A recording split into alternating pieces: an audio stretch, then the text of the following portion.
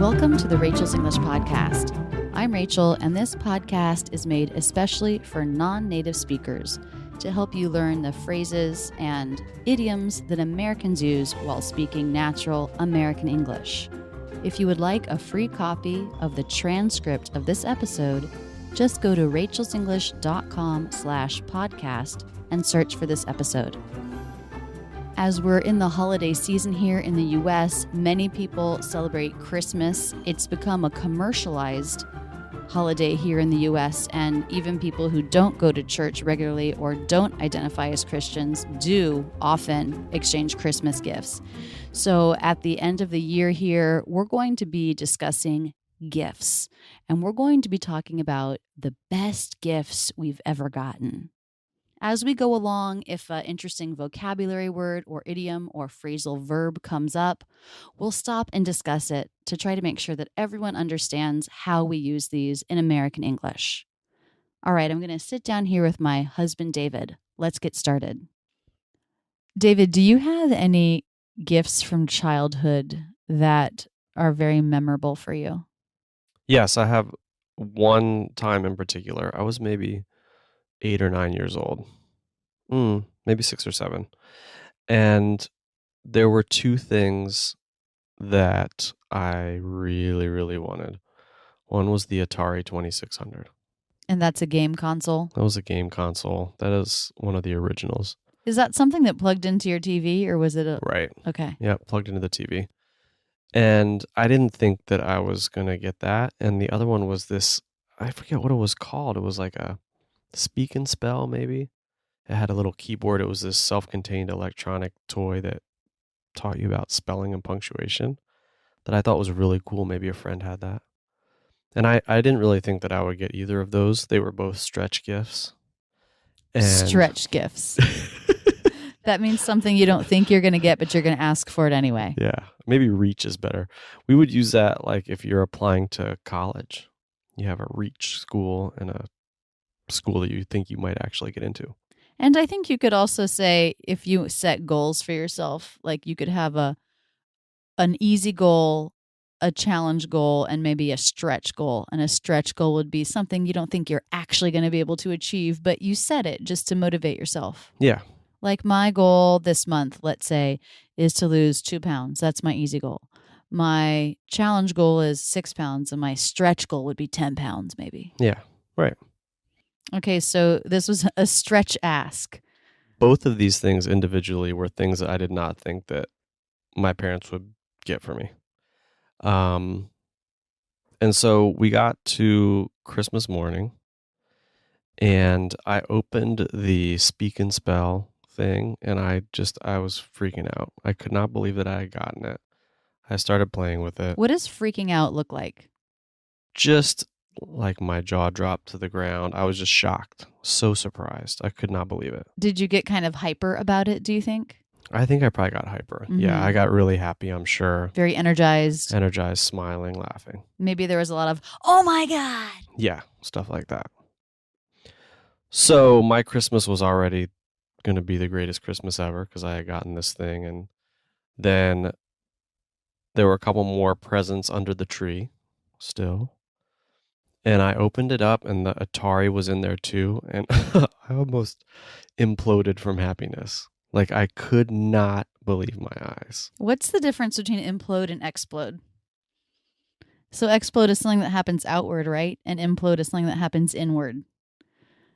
Like a building would implode when it like falls down upon itself. It would explode when it gets blown into bits and pieces that go everywhere. I guess so. Uh-huh. That's a quick physics aside. Okay. Anyway, that was incredibly memorable because the two things that I really, really wanted, didn't think I would get either. I got both, and I was super happy. Yeah, that's pretty amazing when you get your oh my God gift, and then there's an even bigger oh my God gift coming. Yeah. Yeah. That was nuts. That's reminding me of one year we had all gotten all of our gifts, and it was like a good haul. My parents always got us a pretty good amount of gifts. We would, between friends and family, we would probably each be opening like 8 gifts each year. So we were pretty excited about what we got. And then there was one more gift that got pulled out. I was 10 years old, and it was a family gift that my dad bought, and it was a video camera. Oh, yeah. It was one of those big ones that goes on the shoulder, It's Yeah. like those full VHS tapes would go in. And we immediately both became filmmakers, my brother and I. Actually, I was more of an actress. He was more of the director. But we had a lot of fun making like fictional movies. My dad bought it for home movies, of course, for making memories of trips and this kind of thing. Mm-hmm. But my brother and I really used it for dramatic purposes. I remember one time we were at my cousin's house and we were making a scary movie that involved a lot of fishing line tied to objects to make them move.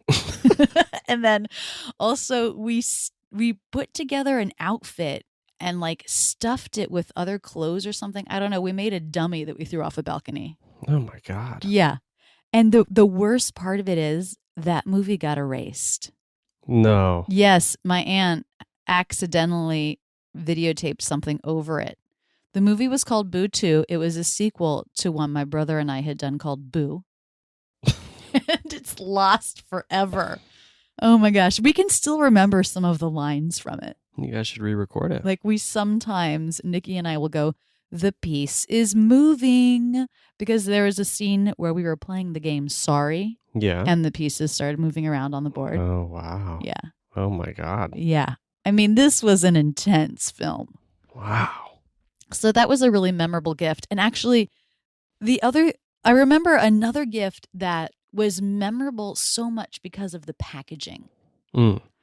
It was given to me by a friend of the family, Barbara Bainan, and she always gave really good gifts. And this year, she had given me a gift that was so small that I just was so excited about what could be this small.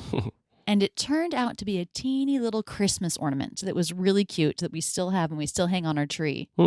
But the thing that just really got me was how interesting that size was. And that makes me want to think about that when I'm giving gifts to kids in the future. How can we make it extra enticing and interesting by the size or something about the way it's wrapped? So it was a tiny little package, but it was wrapped? Yeah, it was like an inch by a half inch maybe. And wrapped in the traditional way with Yeah. the flaps on the side. And it was, wrapped in Christmas paper.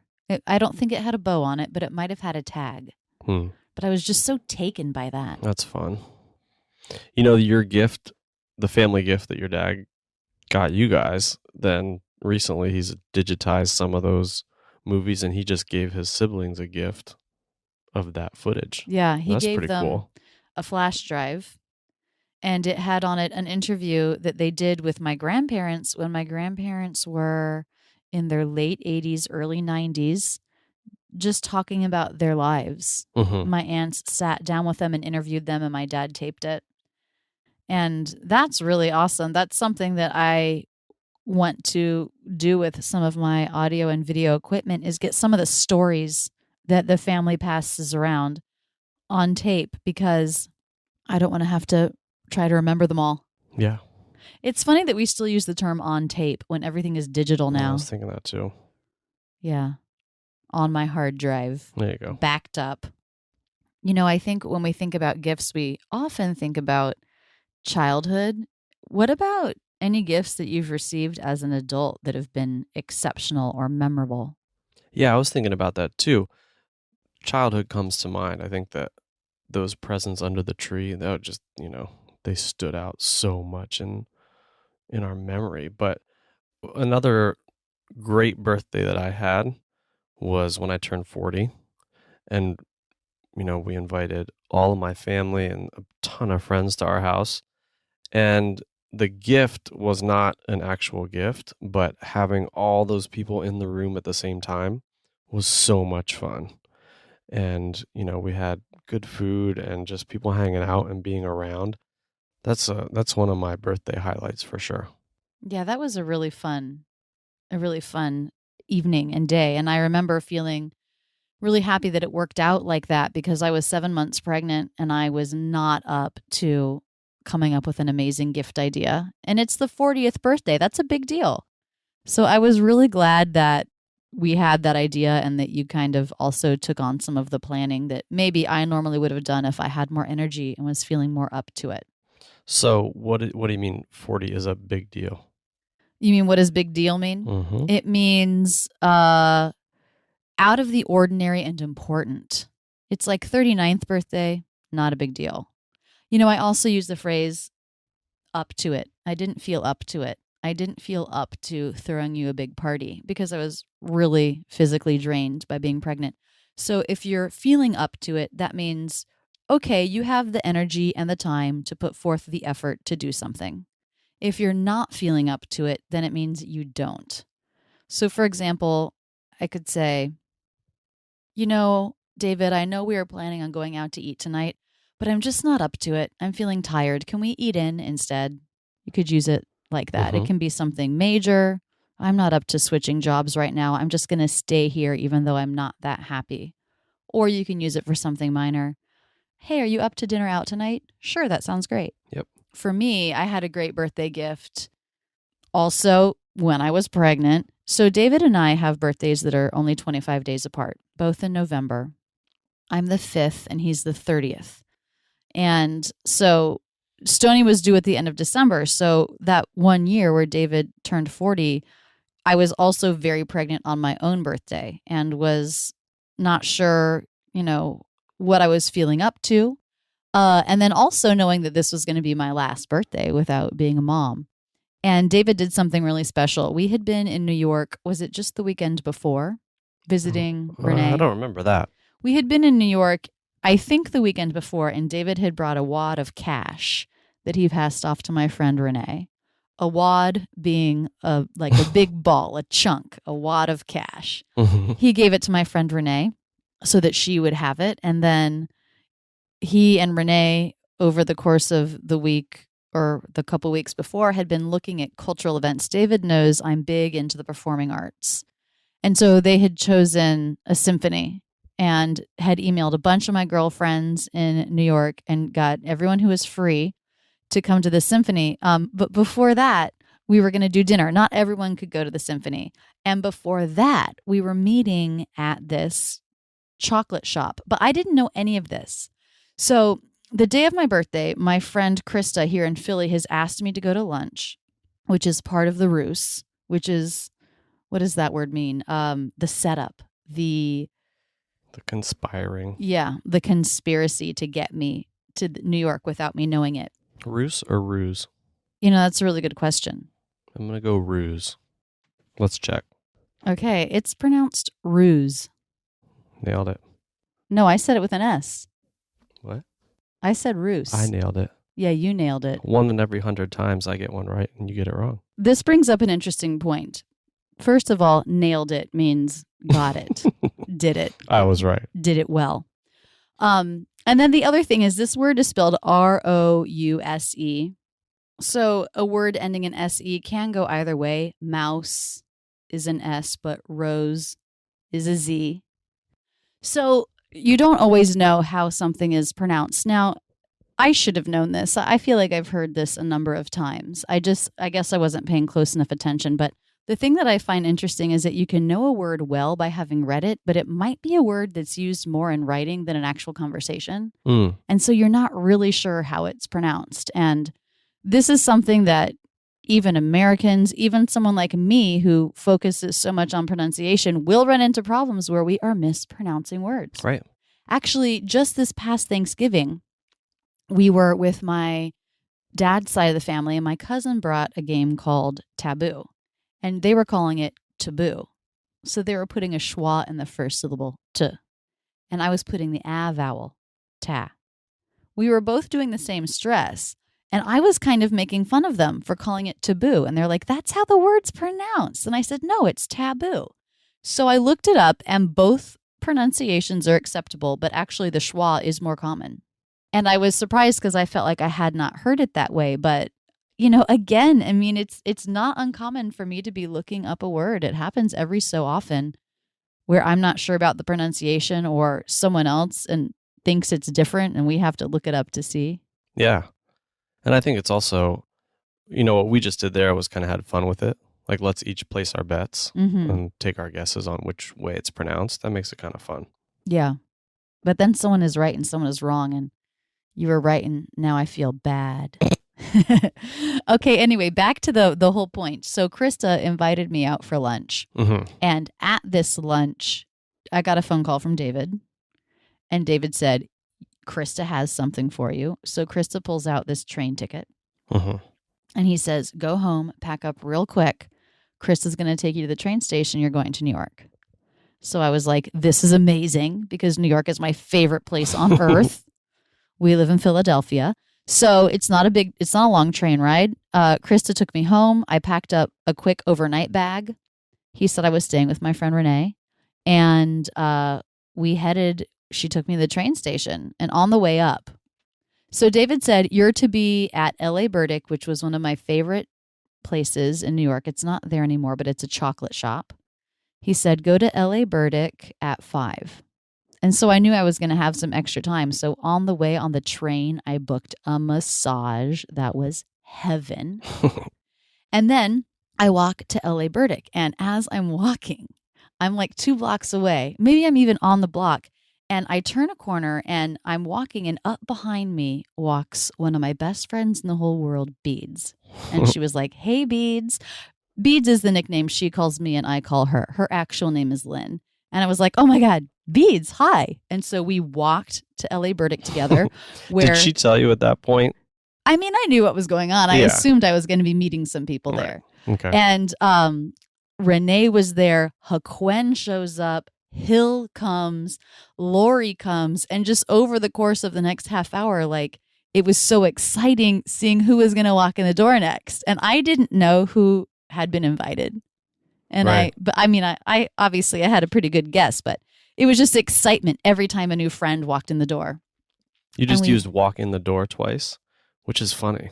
Why? Because it's not doorway. That would make sense. But walk in the door is like, why would you walk into a door? Right. Well, it's not through, but you're right. She walked in the door. That is a phrase we use for entered the room. So we had our chocolate, then we went and grabbed some tacos, ate them in the park, and then we went to the symphony. And I stayed the night with Renee, came home the next morning, and it was just so much fun. That was a great birthday gift, David. That was fun to plan. Experiences really rank high in birthday gifts for me. Yeah. Well, actually, a couple times recently I've been with people and I have asked them about a memorable gift. So let's listen to what a couple other people have to say. This first one is Elliot Friesen, who was on a recent podcast. He's an IELTS test expert at Magoosh. And because I had him mic'd up already for that podcast, I went ahead and asked him this question because I knew I wanted to do a podcast on this topic at the end of the year. Well, I'm not sure this is the best gift I've ever gotten, but a gift that was memorable for me recently. So my wife and I have 2 small kids, and I recently got a weekend to hang out with some college friends as sort of a gift of time that I got. And, as I've found that the further I get away from college, the harder and harder it has been to get together with those old friends and to find time to do those kinds of things.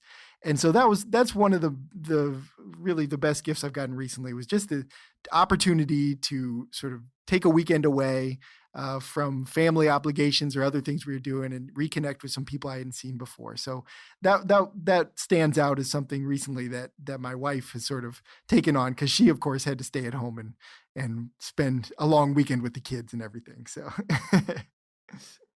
So, David, Elliot just said the phrase stand out. It really stands out as an amazing gift. So when something stands out, this is a phrasal verb, and we use it to mean is very memorable or is more noticeable. It's usually a positive thing. So something stands out as being better than something else. Although I guess you could also use it negatively if you're talking about something that's not good. Well, this one really stands out. Yeah, I think as you one can go positive or negative. Yeah. So it just means makes itself known for being more of something, more attractive. Oh, this one really stands out. This is a really attractive offer. More attractive, worse, better, whatever, you name the adjective, whatever you're talking about, if there's one that is more than the others, then you can say, this one really stands out. Mm-hmm. If you say someone stands out from a crowd, that's a positive. Mm-hmm. They're more noticeable, maybe more attractive, more beautiful, better dressed, whatever. Also, when my cousin Brooke was recently with us, I asked her about a gift. And she also talked about the idea of experiences. You know, we're talking about experience gifts. Elliot just talked about an experience gift, a gift of time. And Brooke also talked about an experience gift. So I really think there's a theme here, especially for adults when opening something, like the excitement of opening something isn't quite there. I think experience gifts become even more meaningful. Let's listen to Brooke's answer. Well, I think in the most recent years, my parents have begun to give our family experiences as gifts as opposed to like physical items. And last Christmas, they told us that they were going to take us on a weekend ski trip close by our house. And so that was memorable, and it was very significant to us because we got to spend time with my parents. We got to spend time with one another, having fun. We were outdoors. And then it was also something that I didn't have to keep track of, like a present, and, feel guilty if we weren't using it. It was an experience we all enjoyed and appreciated. I like that. I read somewhere recently that when they do research on like happiness and spending and stuff, that people tend to have more happiness associated with spending on experiences rather than actual physical objects. I think that makes good sense. I mean, the more, there's probably a threshold of physical items that help you feel comfortable in your home or wherever you live. But then I think beyond that, really more stuff in your house and more gifts that you're given, sometimes it feels like it's just weighing you down, that you can't do what you want to in your life because you're so worried about all your stuff. And so experiences, that makes good sense to me, that you experience it, you live it, you have the memories, and then it lives kind of in your heart and your memory as opposed to sitting in a corner in your house. Right. That memory lives with you forever, whereas the thing you probably get rid of at some point or it breaks. Yep.